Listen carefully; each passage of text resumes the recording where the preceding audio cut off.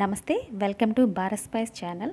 మన channel నేమ్ని Bharat spice ఛానల్గా పేరు మార్చడం జరిగిందండి. అందరూ గమనించాలి. మీరందరూ విష్ చేసి బ్లెస్ చేయాలని కోరుకుంటున్నాను. ఇవాళ నేను మీకు స్పెషల్గా రొయ్యల కూర చూపించబోతున్నానండి. దాన్ని ఏ విధంగా చేయాలో చూపించేస్తాను. ముందుగా శుభ్రంగా కడిగి పెట్టుకున్న వాటి రొయ్యలు అనేవి తీసుకున్నానండి. ముందుగానే క్లీన్ చేసేసుకున్నాను. పసుపు ఉప్పు వేసేసి లైట్గా పసుపు కూడా కలిపి పెట్టుకున్నాను.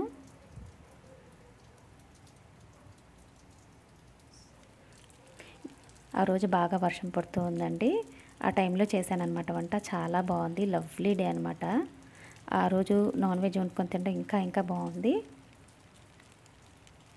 మీ అందరికీ ఛానల్ నచ్చినట్లయితే లైక్ చేసుకొని సబ్స్క్రైబ్ చేయండి. లైక్ చేసుకుంటే మరింత ఎక్కువగా రీచ్ అవుతుంది. మసాలా కోసము ఉల్లిపాయ, ధనియాలు, లవంగ, దాల్చిన చెక్క, మిరియాలు తీసుకున్నాను. కొంచెము కొబ్బరి ముక్కలు ఏమంటే పచ్చిదండి. పచ్చిది లేకపోతే ఎండుదైనా వాడుకోండి. ఆ పచ్చి కొబ్బరి ముక్కల్ని చిన్నగా కట్ చేసుకొని అది కూడా వేసేసుకోవాలండి. మీరు మరీ ఎక్కువగా వేసుకుంటే స్వీట్గా ఉంటుందండి కర్రీ అనేది. కొంచెమే తీసుకొని దాన్ని బ్లెండ్ చేసుకుందాము. కొంచెం వాటర్ పోసేసుకొని ఇప్పుడు కడాయిలో 4-5 స్పూన్ల ఆయిల్ వేసేసుకుందామండి. పెద్ద ఉల్లిపాయలు 2 తీసుకొని సన్నగా తరిగిని అవి వేసుకోవాలండి. అవి బాగా ఫ్రై అయిన తర్వాత 2 టమాటాలు అనేది వేసుకుంటున్నాను. అవి కూడా మెత్తగా మగ్గాలండి. మీడియం ఫ్లేమ్లోనే కలుపుకుందామండి మనం. ఇప్పుడు అల్లం వెల్లుల్లి పేస్ట్ అనేది 2 చెంచాలు వేసుకుందామండి. బాగా ఫ్రై చేసుకుంటూ ఉండాలి.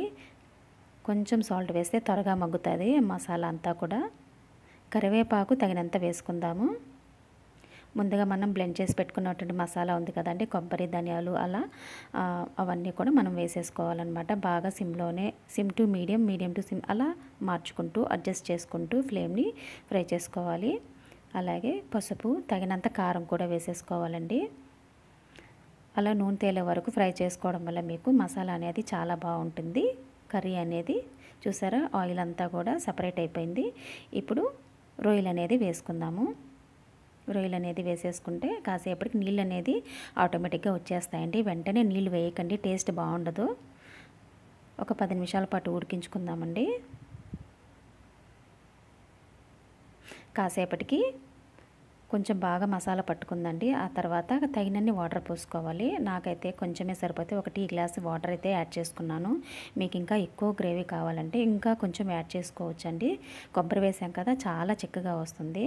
స్టవ్ ఆఫ్ చేసిన తర్వాత కూడా ఇంకా థిక్గా అయిపోతుందండి కర్రీ.